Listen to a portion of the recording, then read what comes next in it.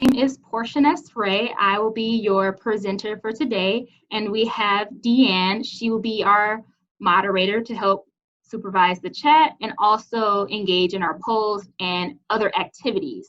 So today we are going to focus on Generation RX, and this presentation is targeted towards teens specifically, but if you are an educator or if you engage in teens, this is a great presentation for you to be trained on so you can train them on this material.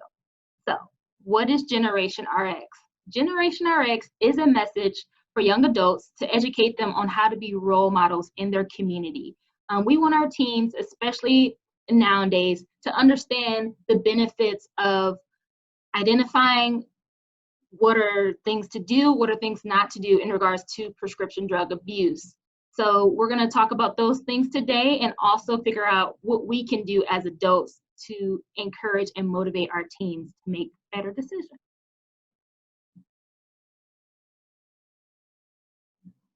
Okay, so I'm going to show you all a video real quick. And once we watch the video, I want us to reflect on what we learned from it and what impacts we can take away. All right, so I'm going to get started and see you all soon.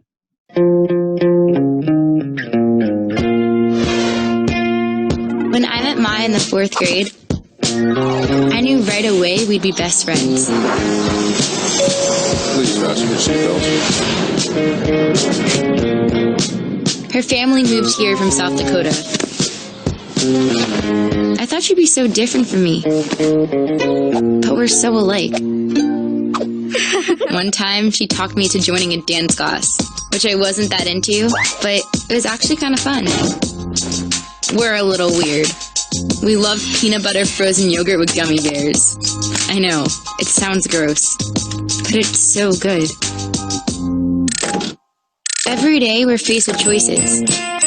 Join a sports team or the marching band, do homework or play a video game, go to a party or stay in and watch a movie with your family. I mean, parents are cool.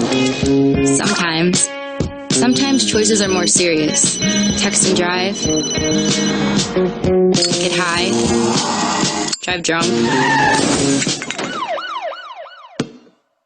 This is our friend Andre. He's really smart, but he doesn't always make the best choices. Andre, you're gonna be late for school. Okay, Mom. Coming. He was having a party at his house, and Maya and I decided to go. When we got there, he pulled out some prescription pills that he had taken from his mom. He said, "Hey, do you want some of these?" I was like, I don't know. I guess some kids take them to feel good, or to study, or to help with stress. They did look pretty harmless, because you'd think if the doctor prescribed them, they gotta be safe, even if they weren't meant for you, right? But I still had a feeling that taking someone else's pills wasn't such a good idea. So I said, no, I'm cool. But Maya had a crush on Andre and was like, well, okay, maybe I'll try it.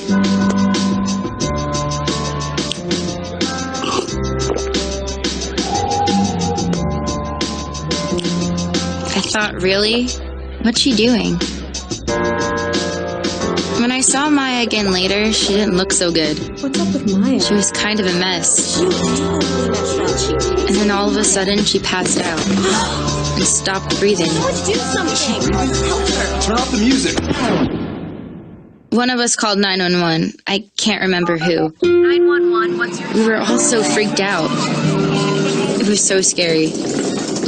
That one night changed everything. For Maya, for her family, for all of us. What we didn't know is that taking prescription drugs to get high can be just as dangerous as taking drugs like heroin or cocaine, and we don't mess around with that stuff. On top of that, when you mix prescription drugs with alcohol, it's even more dangerous. Certain prescription drugs affect your central nervous system, which controls important functions in your body. If you abuse or misuse these drugs, you could stop breathing, have a seizure, a heart attack. You could end up in a coma or even have a stroke. And a stroke could leave you paralyzed and affect your ability to talk. Here's a fact. Every 19 minutes, someone in the US dies from a prescription drug overdose. I don't have time for that. There are so many things I want to do. I'm gonna miss the way Maya and I used to have fun together. We'll always be friends. Rachel Tan, Alicia Treviso, Nicholas Williams, Melanie Wu. Even though now, we're headed in such different directions.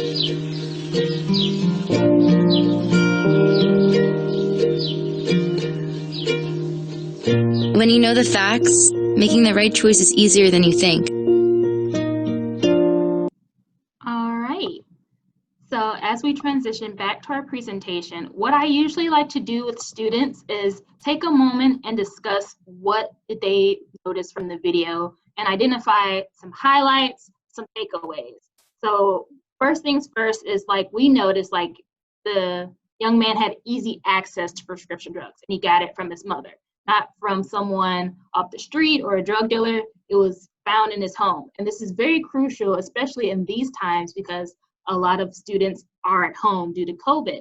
So having these discussions as educators, as their mentors is very important because we want them to recognize, again, what to do in these situations and how to best handle it. So we're gonna go to our next slide. Oh, did it go too fast? Okay, there we go. All right, so we're gonna go to our next slide. So we're gonna talk about medication specifically and how can medication help us when used as directed by healthcare providers? So there's pros and cons to medication that we know. Pros are, A, using medication has helped us as human beings live longer, healthier lives. I know before a few of our times, most of us, like when smallpox and chickenpox came out and there wasn't vaccines, people died from it. If you had the flu, before medication was there, you could possibly pass away from it. So those are the benefits of having medication. But when using it and abusing it, especially when it's not prescribed to you, there are many negative side effects. And some things that I use for students is I'll explain, like, for example, alcohol.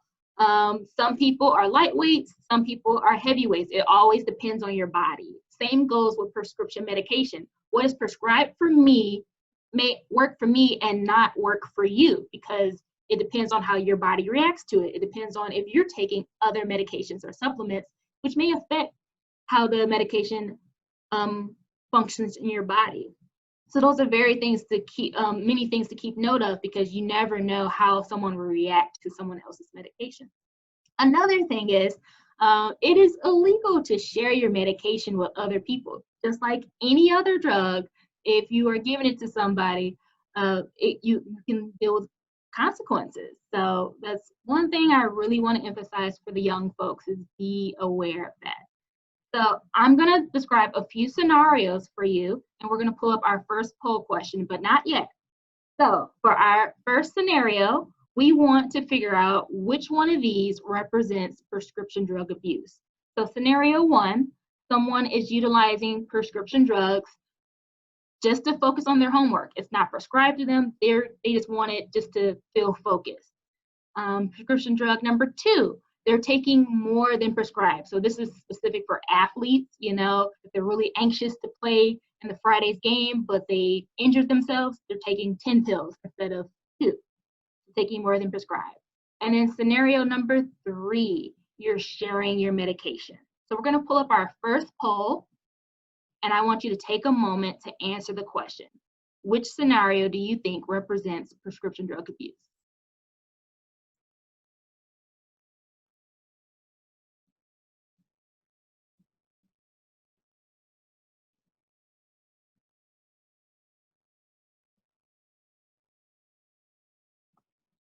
All right, so I see almost everyone said taking a medication for a reason different than prescribed, and a few people mentioned the other ones. Good job, team. So technically, all of those scenarios represents abusing medication. So one, taking medication for a reason different than prescribed, such as focusing on your homework, taking more than prescribed, and then sharing or taking someone else's medication. That is a form of abusing it, regardless of your intentions. Okay, so our next question, we're going to pull up poll number 2. Do the majority of teens abuse prescription drugs?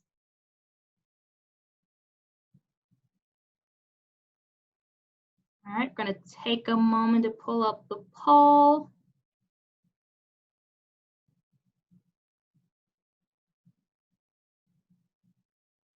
All right, you all are really good. So we're not going to share the results on this one. So the answer to this question is no, which you all had it out the gate. So good job, everybody. So, all right, technical difficulties. There we go. So the fact is, no, not a lot of teens abuse prescription drugs, especially with these other substances out there, such as vaping and marijuana. Usually 6 out of 7 teens do not abuse prescription drugs. So if I had a group of friends, it's 7 of us, maybe one of my friends may have abused prescription drugs. And that's a good thing because not everyone is utilizing it. But at the same time, that individual that may be abusing prescription drugs is being affected. So that's where we need to be role models. So I would like to show the slide. I try to be hip with the young folks. It can be updated, but some celebrities we know that have abused prescription drugs, and a few of them have even passed away. So we have Whitney Houston. Hopefully everyone knows Whitney Houston. She was a famous singer. She passed away from an opioid overdose. Same for Michael Jackson. He's like one of my faves as well. He passed away from opioid overdose. Then we have Selena Gomez from Disney Channel. She's still alive, but she has abused opioids as well. We have my favorite Iron Man for all of my Marvel fans, Robert Downey Jr. He has abused opioids. And think about it, if he did not seek help and assistance, he probably wouldn't be the Iron Man we know today. It might be a different actor, and I'll be really sad. He's a really good Iron Man. Then we have my favorite Joker of all times, for all of my Batman fans, Dark Knight. Sadly, he has abused prescription drugs and passed away. And then lastly, Justin Bieber, for all those who have the Bieber fever. He's still alive, but has been a person that abused prescription drugs. So it's not like people don't do it. There's plenty of people who do it, even people we look up to. But thinking about why they're doing it and like, how can I as a young person not utilize that as this is what I need to do because everyone's doing it. We need to change the way that young folks are thinking because they assume everyone in the school is doing it and they're left behind, but technically everyone's not doing it. So we're going to pull up our first whiteboard question. And how the whiteboard work is I'm going to read your response in the chat. Deanne is going to write down your response and we're going to have a discussion. So our question is, what factors fuel our nationwide problem of prescription drug abuse?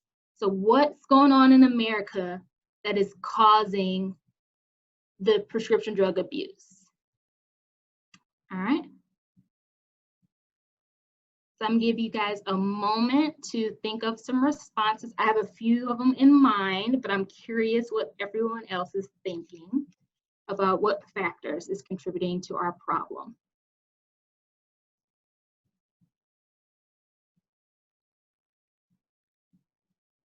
So first things first, for me, especially being a young adult and just noticing the transition is media, especially if you like to watch Family Guy and all these fun TV shows that are out, they support, you know, abusing drugs and they kind of make fun of it.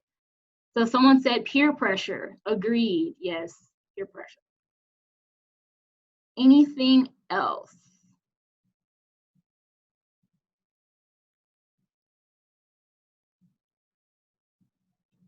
I would add, oh, someone said stress. I would add music. like what we hear on the radio as well. Someone said availability. With that, I would add access, so availability and access to it. So we saw in the video that the young man had access to his medication because it was in his home. It wasn't locked away. All right, what are some other factors?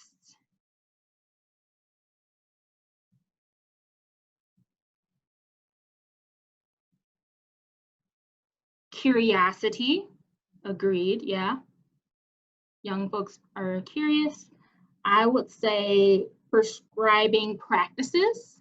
So I don't know about you all, but like whenever I go to the doctor, it could be for a headache or something, I'm always getting prescribed a medication. And I'm more of a person, can I have like a natural way of curing it? Just saying. But you know, how our healthcare providers are prescribing it so easy. It's so easy to get access to medication nowadays. You can go to Walmart and pick it up without a prescription. So yeah. All right. Well, good job, team. This is an example of our whiteboard activity. We have another one coming up soon, but thank you all for participating. You did a great job. Okay. So next, we're going to talk about how do opioids affect breathing. So for those who don't know, opioids are pain medication. It can be prescribed by your doctor, and it helps relieve your pain. So in our brains, we have receptors, and it tells our body like, hey, you broke your bone, it really hurts. When you're taking an opioid, it sits in your receptors, and it allows your body to calm down, relax, breathe, especially if you like broke your bone for the first time. Usually we're in shock and just like don't know what to do. So those opioids help relieve the pain. However, when you are taking too many opioids, it fills up your receptors to the point where it causes you to shut down. And when you shut down, you're not breathing and you become unconscious. That is a sign of an opioid overdose. And I really like to pause on this for the young folks because, you know, some kids think it's a joke. And I'm like, no, really think about it. When you are taking too many of them, again, you don't know how your body's going to react. You can't breathe. You're shut down. No one can really help you throughout this situation if they don't know what's going on. So it's very important to communicate like what's going on. So that's where I encourage our kids to talk to their educator, talk to their parents when they're dealing with peer pressure and other issues versus just, you know, following the trends and trying to cope with it in a negative way. So this is some harmful effects that opioids can do to the body. But there are good news, and the good news is you as mentors, as educators, as adults, we can make a difference in our young people's lives. If we have young people in our webinar today, you can also make a difference by being a role model for your peers. So what I want to talk about is use of medication safely. So how can we use our medication safely? So we're going to talk about a few things such as keeping it to yourself. That's number one. So some things in life we just should not share.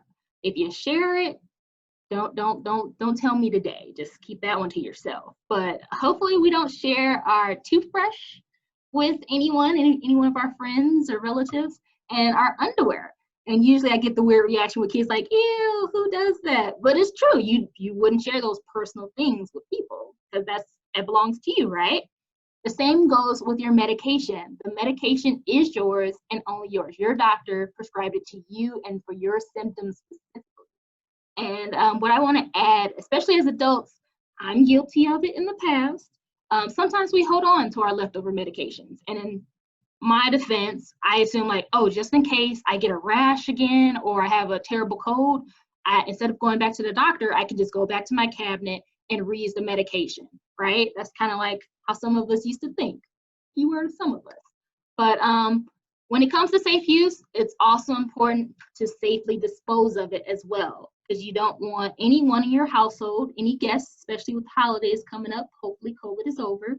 If you have guests come over, you don't want them to have access to your prescription drugs in your home or in your cabinet. So it's very important to properly dispose of it. I'll talk about safe disposal shortly within this PowerPoint, but no worries. So never share your prescription drugs, number one. Number two is following instructions. So again, some things in life, we have to follow it to the T. For young folks, I always mention if you're an athlete, I used to play basketball back in my prime. If I don't follow the rules of the game, my coach, he or she's gonna bench me. I'm gonna sit down and not play, right? So with basketball, you gotta learn how to do defense, how to not travel, etc. And that's in order for our team to win, right? So if you are applying for college or a job, there's always an application. It tells you, fill out your name, answer these questions. If you skip a question or you don't complete the application properly, what will happen? You won't get that college scholarship. You won't get that job because you did not follow instructions. Same goes with your medication. So I'm going to show you all an example of what it may look like. So when your doctor prescribes you your medication, it usually has your name on it here. It has what is the prescription, so it'll say here. And it will also describe how much or how often you should take it. So in this case, take it 1 to 2 capsules by mouth every 8 hours as needed. Now it doesn't say take all 30 capsules in 8 hours. That's a form of abuse, right? It only says 1 to 2. And it gives you the reason why. So it's for their arm pain. All right. So following instructions is very important. All right. So we're going to pull up our second whiteboard. It's going to be like a 2-in-1. So our first question is, some people, in case teens, abuse medication. So what are some reasons teens abuse prescription medication? So put ourselves in young people's mindset. If I'm a young person, why would I misuse and abuse prescription drugs?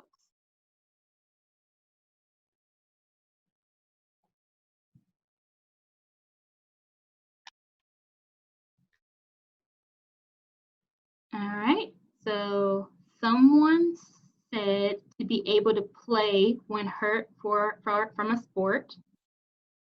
Yep, so that's a reason why they may abuse it.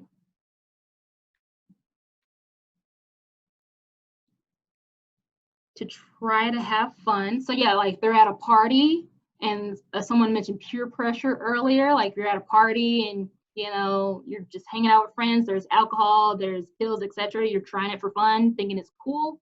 Someone said because, you know, they're bored. Yeah. I'm putting myself in a mindset of a college student. Like, why would a college student abuse prescription drugs? Stress. Yeah, I've seen that a lot in college. To be able to be calm for a test. Sorry about that. Oh, to cram for a test. Yeah, to be able to cram for a test. To escape. Yeah.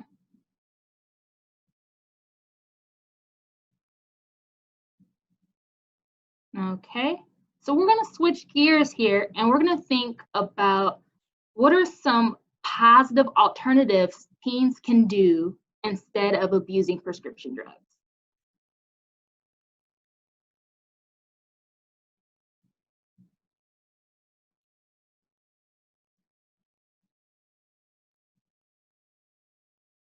So for me, I played sports. I don't know about you all. That was my positive outlet as a young person.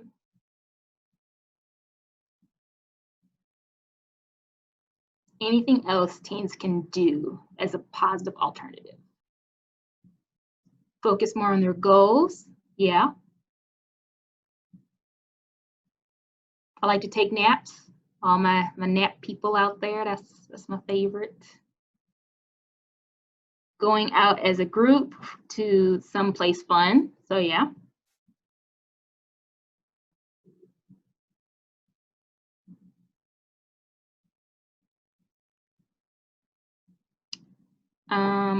I suggest like after school program or video games in this case, since, you know, COVID's going on.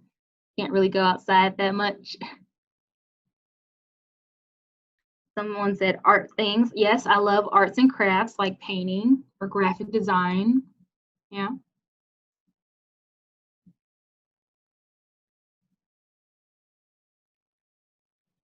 Speaking with a therapist, yep, to address any issues. Yep, I was gonna say talk to a trusted adult as well. It doesn't have to be a parent, it can be a coach or, you know, their educator, a mentor, etc. Depending on their comfort level, just, you know, talk to someone if they're dealing with the day-to-day stress. All right, good job, team. So we have this list in mind, so keep notes just in case you're dealing with a team that's dealing with hardship and don't know what to do. These are some positive alternatives, and you all thought of them. All right, so we're gonna go back to our PowerPoint. So we just thought about some positive alternatives. Good job, team. Lastly is being a role model. So some things I encourage teens, especially adults who are watching this training, is you can utilize these materials. Like my PowerPoint is easy to access. It's on the Generation RX website. You can learn more about the materials Generation RX provide. They have teacher material as well for different grade levels. Share this information with educators, adults. And if you are a young person, I always encourage them to talk to a trusted adult when they're dealing with the day-to-day peer pressure and hardship. It's important to communicate what's going on than to keep it to yourself. So how can I help you if you're not talking? So that's one thing I always like to emphasize to young folks. All right, so we're gonna talk about prevention efforts. So today we really focus on prescription drugs, the negatives, and what are some positive alternatives than using it. But I wanna break down safe use, safe storage, and then safe disposal of your prescription medication. So safe use. Safe use is only take prescription medication prescribed to you by your doctor, read the labels, and follow the instructions carefully. All right. And then safe storage. I mentioned this earlier, is keep prescription medications in a secure place, monitor them, and never share prescription medication with others. So with safe storage, with DECA specifically, that's our organization, we provide lock boxes and disposal bags to anyone who needs a proper place to store their medication. Again, I'm guilty of it in the past, I've learned. I used to keep my medication on like my dresser or in my bathroom, just loosely, not aware that this can harm someone like a guest. So it's important to keep it locked away where only I have access to it. So no one can abuse it, especially young people if you're babysitting or adults that's entering into your home. So safe storage is very important. Safe disposal. So taking unused prescription medication to a local disposal box, make sure you black out or scratch out any identification that has your name on it or anything else on the bottle so no one can steal it. In this case, it's kind of hard to go out to pharmacies, you know, due to what's happening in life, but you can always dispose of your medication at home. So first things first, if you are able to go outside and visit a local pharmacy or police station, you can go to okimready.org to find a disposal location near you. I will do a follow-up email after this presentation to give you a list of pharmacies in Oklahoma County that will take your medication and provide you with disposal bags so you can dispose at home. You also want to avoid flushing your prescription drugs down the toilet, just because we aren't 100% sure of its environmental impact to aquatic species, and we don't want to cause additional pollution in the waterway. So that's very important why we don't want to flush them down the toilet. You want to avoid just throwing it in the trash can. So if I have my bottle and it's leftover pills, you want to avoid just throwing it like that in the trash can. You want to mix it with something, I say, unattractive, such as kitty litter, coffee grounds, leftover food. So you can get yourself a Ziploc bag, put that, you know, kitty litter, gardening dirt if you're a gardener, put your pills in there, mush it around, and then properly dispose of it. But make sure, again, you scratch out any of your identification on the bottle. As I mentioned before, with DECA, we do have resources such as disposal bags. We can provide it to you directly, or you can pick it up, etc., where you can safely dispose of your medication at home. So these are why disposal is very important. You don't want people to have easy access to your medication. All right, so I'm going to open the floor for any questions in regards to the presentation before we do our trivia review. So you may type in the chat if you have any questions in regards to what you learned today. If you're interested in me presenting this information to students or to your staff so they can present it to students, I will open the floor for those questions.